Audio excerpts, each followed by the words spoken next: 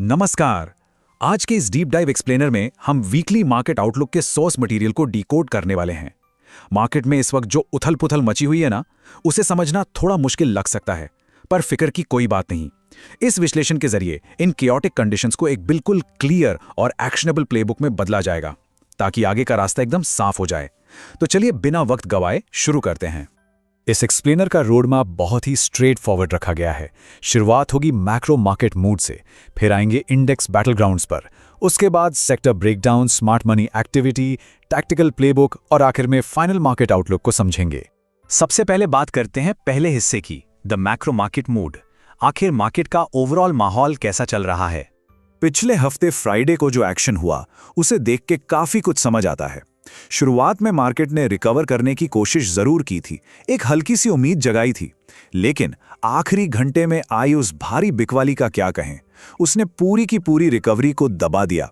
ये late selling साफ दिखाती है कि मार्केट अभी भी अपने पैर ठीक से जमा नहीं पा रहा है और एक कश्मकश चल रही है। और इस कश्मकश की वजह क्या है?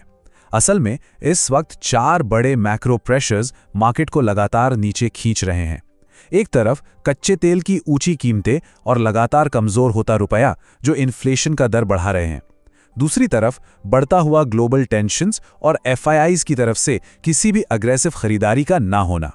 ये चारों फैक्टर्स मिलकर बिल्कुल ग्रेविटी की तरह काम कर रहे हैं, जो मार्केट को ऊपर उठने ही नहीं दे रहे हैं। मैक्रो पिक्चर समझने के बाद आगे बढ़ते हैं दूसरे हिस्से की तरफ, इंडेक्स बैटलग्राउंड्स। यहां निफ्टी और बैंक निफ्टी की असली लड़ाई देखी जा सकती है। अगर निफ्टी की बात की जाए तो टेक्निकल चार्ट्स पर एक रेंज बाउंड स्ट्रक्चर साफ नजर आ रहा है। ऊपर की तरफ 23,850 से लेकर 24,000 का जो जोन है, वो एक बहुत ही मजबूत दीवार बना हुआ है। मार्केट वहां जाता है और बार बार रिजेक्ट हो जाता है। वहीं नीचे की तरफ देखें तो 23,500 पर एक अच्छा सपोर्ट बचा हुआ है। ध्यान रखना जरूरी है कि ये सिर्फ नंबर्स नहीं है, ये अगले हफ्ते की पूरी ट्रेडिंग फाउंडेशन है। यहां बैटल लाइंस एकदम क्लियरली ड्रॉ हो चुकी हैं। अगर निफ्टी किसी तरह 23,850 के ऊपर ठीक से टिक जाता है तो एक जबरदस्त शॉर्ट कवरिंग रैली देखने को मिल सकती है। लेकिन जरा सोचिए, अगर 23,500 का वो बेस टूट गया तो क्या होगा? ऐसा होते ही मार्केट में एक भारी बिकवाली का दबाव आएगा और अग्रेसिव सेलिंग शुरू हो जाएगी। इसलिए बिना क्लियर कॉन्फर्मेशन के अभी कोई भी बेट लगाना काफी खतरनाक हो सकता है। बैंक निफ्टी के आउटलुक पर आते हैं। सच कहें तो बैंक निफ्टी इस वक्त निफ्टी के मुकाबले थोड़ा ज्यादा वीक लग रहा है। इसकी सबसे बड़ी वजह है पीएसयू बैंक्स पर चल रहा लगातार दबाव और प्राइवेट बैंक्स का मिला-जुला सा परफॉर्मेंस। इसके लिए सपोर्ट 52,900 पर है और ऊपर रेजिस्टेंस 54,500 पर बनी हुई है। बैंक निफ्टी इन इंपॉर्टेंट लेवल्स पर कैसा बिहेव करता है, लगभग वही पूरे मार्केट का आगे का डायरेक्शनल मोमेंटम तय करेगा। अगर 54,500 के ऊपर का ब्रेकआउट आता है तो एक शानदार रिकवरी की उम्मीद की जा सकती है, पर अगर 52,900 टूटा तो स्थिति और भी ज्यादा बिगड़ जाएगी और वीकनेस काफी डीप हो जाएगी। ये दोनों बाउंड्रीज आने वाले दिनों के सबसे क्रूशियल डिसाइडर्स बन गए हैं। तो इंडाइसिस के बाद अब आते हैं तीसरे हिस्से पर, सेक्टर ब्रेकडाउन। कौन से सेक्टर्स मजबूत हैं और कहां कमजोरी है, ये जानना बहुत जरूरी है। इस पूरी वॉलेटिलिटी में पैसा आखिर जा कहां रहा है? साफ दिख रहा है कि पैसा सेफ हेवेंस ढूंढ रहा है। फार्मा, एफएमसीजी, डिफेंस और ऑयल एंड एनर्जी जैसे सेक्टर्स इस वक्त डिफेंसिव बाइंग का फायदा उठा रहे हैं और एक मजबूत किले की तरह डिटे हुए हैं।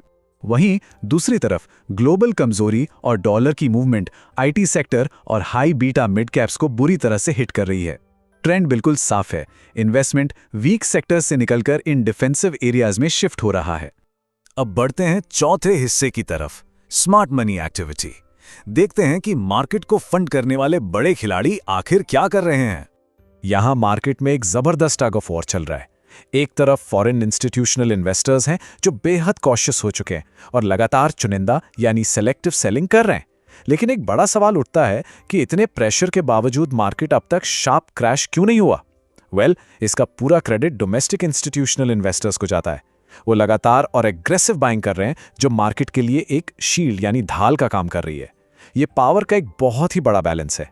इन सब मैक्रो डेटा पॉइंट्स और लेवल्स के बाद आते हैं पांचवें हिस्से पर, टैक्टिकल प्लेबुक। इस करंट माहौल में एक स्ट्रैटेजी का होना लाजमी है। जो लोग इंट्राडे ट्रेडिंग करते हैं उनके लिए इस सोर्स मटेरियल में रूल्स एकदम ब्लैक एंड व्हाइट हैं। ऐसी हाई वॉलेटिलिटी के दौरान ओवर ट्रेडिंग से पूरी तरह बचना है, स्टॉप लॉसेस को स्ट्रिक्टली फॉलो करना है और फेक ब्रेकआउट्स के जाल में फंसने से दूर रहना है। किसी भी ट्रेड में एंटर करने से पहले मार्केट से एक क्लियर कॉन्फर्मेशन जरूर मिलनी चाहिए। ऐसे हालात में सर्वाइव करने के लिए एक्सट्रीम डिसिप्लिन ही एक ट्रेडर का सबसे बड़ा हथियार होता है।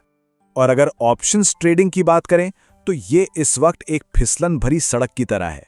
विक्स के एलिवेटेड लेवल्स पर होने का सीधा सा मतलब है कि प्रीमियम्स अभी काफ़ी महंगे हो चुके हैं। ऐसे में इमोशनल होकर ट्रेडिंग करना या फिर रात भर के लिए कोई aggressive option buying position hold करना बेहद रिस्की साबित हो सकता है। अभी ऑप्शंस में रिस्क और रिवॉर्ड का रेशियो थोड़ा सेंसिटिव हो गया है। स्विंग ट्रेडर्स के लिए भी यही सलाह सामने आती है कि अपना सारा फोकस सिर्फ और सिर्फ सबसे मजबूत स्टॉक्स पर रखा जाए। एक सबसे आम गलती होती है कमजोर स्टॉक्स में एवरेजिंग डाउन करना। इस वक्त इस टेम्पटेशन से पूरी तरह बचना होगा। जब तक मार्केट खुद आगे बढ़कर क्लियर इशारा ना दे, सबसे पहली और सच कहूं तो सबसे आखिरी प्रायोरिटी भी सिर्फ कैपिटल को प्रोटेक्ट करना होनी चाहिए। अब आते हैं अपने आखिरी और सबसे अहम हिस्से पर, फाइनल मार्केट आउटलुक। ये सारा एनालिसिस मिलकर आखिर क्या तस्वीर बनाता है? पूरे करंट मार्केट सिनेरियो को एक बहुत ही सटीक नाम देता है कंफ्यूजन जोन। ये एक ऐसी स्थिति है जहां ना तो बुल्स पूरी तरह से ताकतवर हैं और ना ही बेयर्स ने मार्केट पर पूरा कंट्रोल हासिल किया है। बस एक इंटेंस इनडिसीजन का दौर चल रहा है जहां हर कोई कंफर्मेशन का वेट कर रहा है।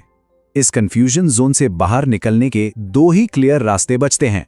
या तो निफ्टी 24,000 की उस आखिरी छत को क्लीनली तोड़ दे और एक लंबा बुलिश मोमेंटम अनलॉक करे, या फिर 23,500 का फ्लोर टूट जाए और अचानक से पैनिक सेलिंग शुरू हो जाए। जब तक इन दोनों में से कुछ एक क्लीनली नहीं होता, ये कंफ्यूजन परसिस्ट करेगा। तो इन सारे लेवल्स और मैक्रो प्रेशर्स को समझने के बाद नए ट्रेडिंग हफ्ते के लिए एक ही सबसे बड़ा सवाल रह जाता है, कैसा अप्रोच रखा जाए, बुलिश या बेयरिश? इसका जवाब सिर्फ इस बात पर निर्भर करेगा कि इन बैटल ग्राउंड्स पर कौन सा लेवल अपना वजूद बनाए रखता है और कौन सा लेवल टूट जाता है। आज के इस गहन एक्सप्लेनर में मिली इस स्ट्रेटेजिक प्लेबुक को ध्यान में रखना जरूरी है। नए डेटा और नए सोर्स मटेरियल के विश्लेषण के साथ फिर मुलाकात होगी।